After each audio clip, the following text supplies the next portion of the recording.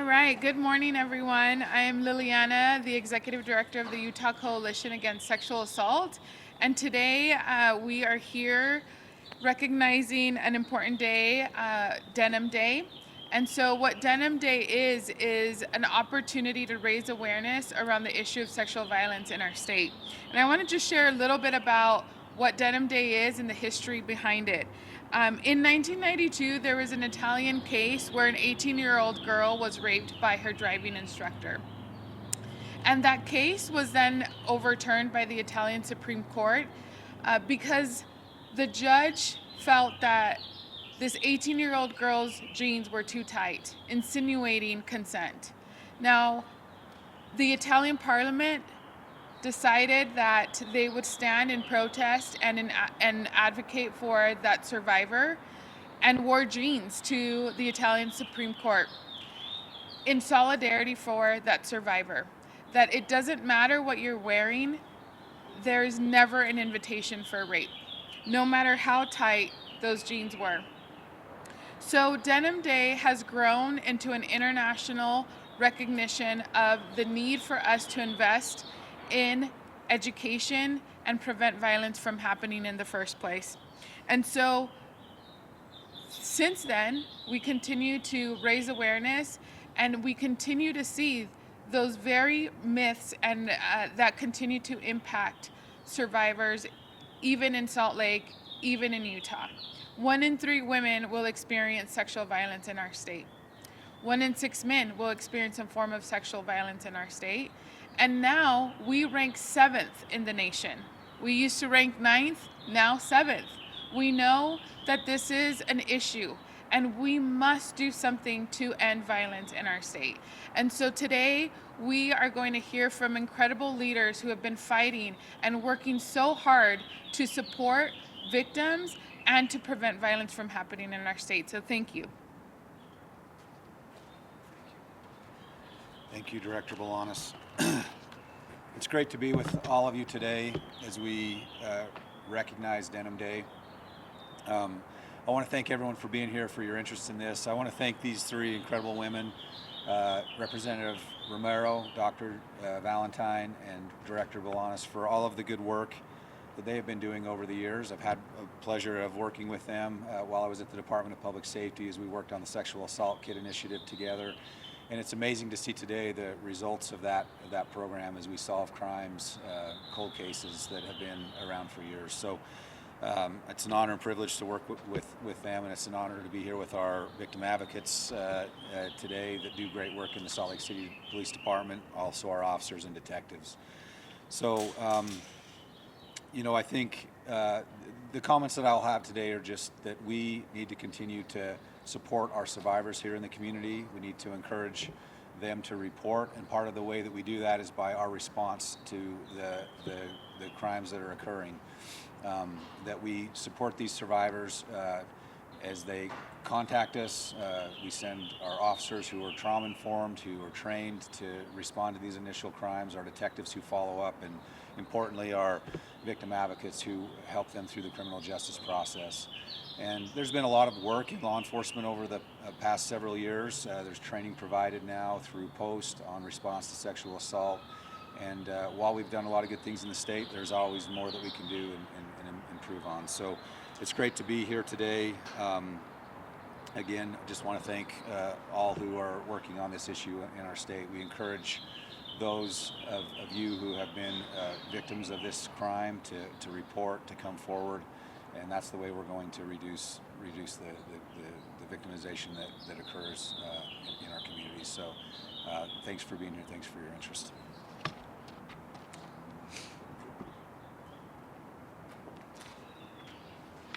Well, good morning.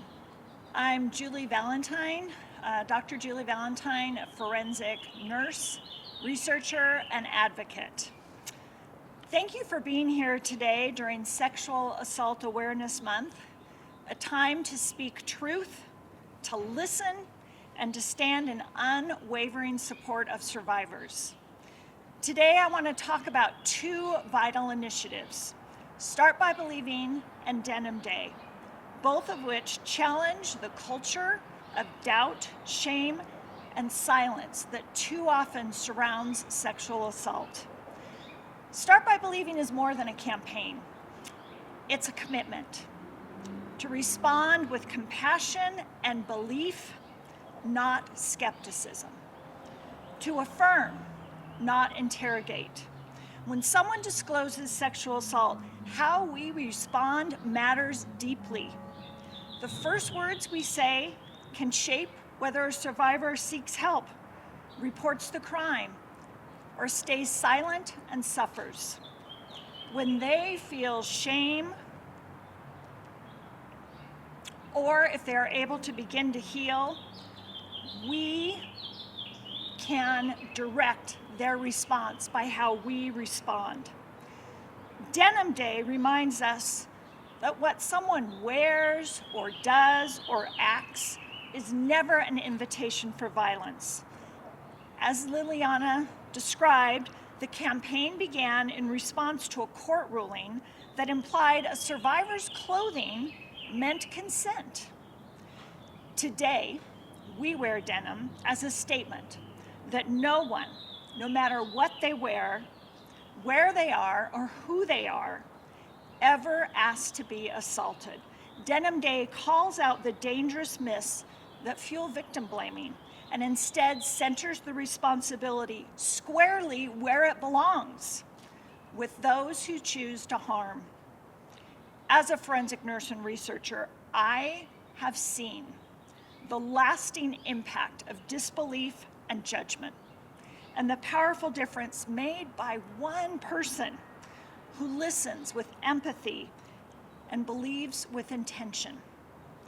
Whether you're a friend, a provider, a coworker, a teacher, or a community leader, you can be that difference.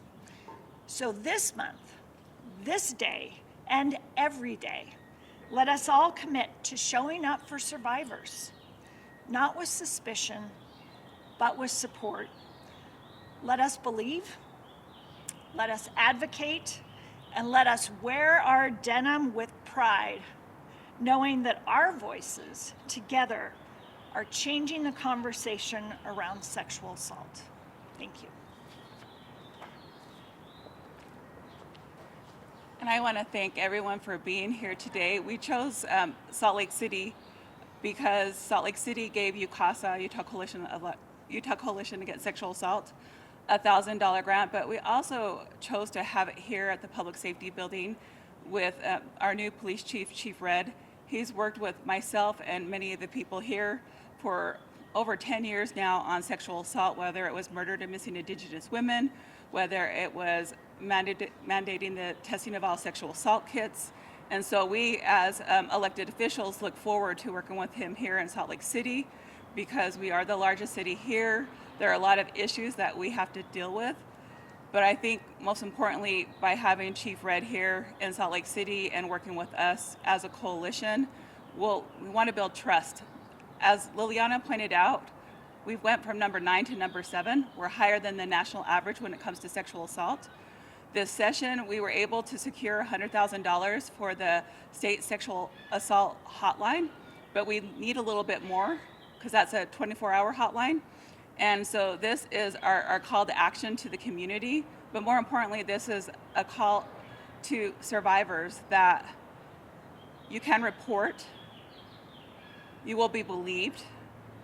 We've done a lot to secure funding, and we don't know where that funding is going to be. There's a lot going on in the world right now for rape crisis centers, but we want survivors to know that you're believed and you're supported by your elected officials, you're supported by law enforcement, you're supported by the community. So what we're going to do today, because we're not going to continue to not have these conversations, is at 6 o'clock over here at the Salt Lake Library Plaza, my words today, we're going to hold an information fair for the community from 6 to 8 o'clock that they can come down, they can talk to providers. We'll be working with the Salt Lake City Youth Council. They'll be here volunteering. And we really want to thank the Salt Lake City Mayor, the Salt Lake City Council for signing a resolution for Start by Believing and for their investment with a small grant of $1,000 to Utah Coalition Against Sexual Assault to show our community that we are invested in addressing sexual assault. As an elected official, we've done the steps when it comes to training for law enforcement. We've completed the steps when it comes to testing all sexual assault kits. What we still need to do is address consent, and that's something I'll continue to do as long as I serve in the Utah legislature. So thank you for being here today. We're good. Thanks. If there are any questions, we can take them at this time. Hi, Jensen Kim with AC4. I was wondering, has there been an increase of officers who are trained for trauma response over the years, or an increase of female officers who the victims can feel relatively safer around? Yeah, I guess we can talk about it a little bit, and then I'll turn it over to the chief. Yeah, we've passed some legislation. So legislation that I had implemented that I passed 2 sessions ago. Actually, Post has finished that curriculum, and so that curriculum is being taught at Post. I can't address how many female officers we have, but I know with HB 200, which we passed in 2020, there was requirements on to be trauma informed. And then again, 2 years ago when we passed legislation to ensure that Post was also teaching that curriculum, and that that's an option for different police departments, so they have that curriculum completed. A police department can opt into that. I would love to make it mandatory, but we do it in steps, and we'll continue to do that trauma-informed piece. I don't know if Chief Red can answer the other question you have on how many female officers. That's more of a question for Post. Yeah, the training has been great for law enforcement over the years. It's well attended. As to the number of detectives that are females here at Salt Lake City, I'm new to the department, just a few weeks in, so I don't know what that ratio is, but we I think whether it's a female or a male responding, you know, we want those detectives to be trained in trauma-informed response, and of course we're always encouraging more women to get into law enforcement, and that they do a really great job. So This may be a little bit of a thorny question, but could you tell us some concrete examples of some of the wrong ways first responders responded to sexual assault victims, and how that has improved over the years, how that response has drastically changed? I think one of the biggest changes that we saw as we put the training in curriculum in a Post was, you know, officers would receive training on interview and interrogation, and that was the extent of their training. And so, you know, when I started, and so I think what this new training does at Post, it helps us to respond to victims of crime differently than we would suspects. And so, because there was a lack of training, there would be times where an officer would respond with kind of the more interview and interrogation style. And I think there's been great training around how individuals who have been through an experience, have been victimized, how they recall those events. And so law enforcement has to take a little bit different approach than an interview interrogation style. That would be probably the biggest example. One more question. Thank you, everyone. Oh, sorry, I have one more question. You said call for community action. I was wondering if you could clarify that a little bit. Is it asking for funding? Is it asking for people to come out today? I think the two with us can also answer that question as the providers. The call of action is just to start by believing, and really it's that education piece. Again, we've worked on, the people right here with me, we have worked on the training for law enforcement to be trauma informed. We've worked on the processing of sexual assault kits. We've addressed many of these issues. The part where we need to do more is the awareness and education on consent and what consent is, but also hold perpetrators accountable. Right now, the way the law is structured, and I've tried to pass consent legislation for many years, and it's gotten the thumbs down from some of my colleagues, is until we really change how we prosecute people, until we get away from that he said, she said scenario, we're going to continue to see sexual assault happen. So we can do all the education we want, but if people aren't being held accountable, they'll continue to sexually assault people. So my call to action is for people out there to hold me and my colleagues accountable and say we need to do something, because law enforcement can only do so much. rape crisis centers are there to help people heal, but more importantly, we have to look at who's being held accountable so that we don't have more victims out there. And the work that we've been able to do by processing all our sexual assault kits has given us hits on quotas, but there are a lot of people that are never caught and continue to offend, and so that would be my call of action. But I know our nonprofits and our Professor Valentine might have some other answers to that. I'd like to share 2 specific calls to action. 1, come down tonight. Join us at Denim Day. Wear your denim, 6 to 8 at Library Square. That shows your support and your commitment to making this change to end sexual violence in Utah. The second is go to startbybelieving.org. Take the online pledge. Enter your state as Utah because we are tracking this information and we want to make this campaign throughout the state an unstoppable because it truly will make a difference if we believe survivors, then we uncover the crimes and decrease sexual violence in our state.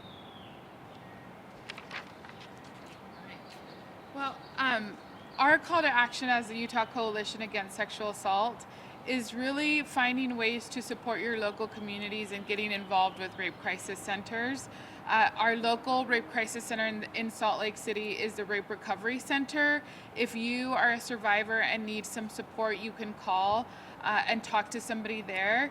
Also, we do have a statewide sexual assault helpline that is available in Spanish and in English that you could reach out and get that support.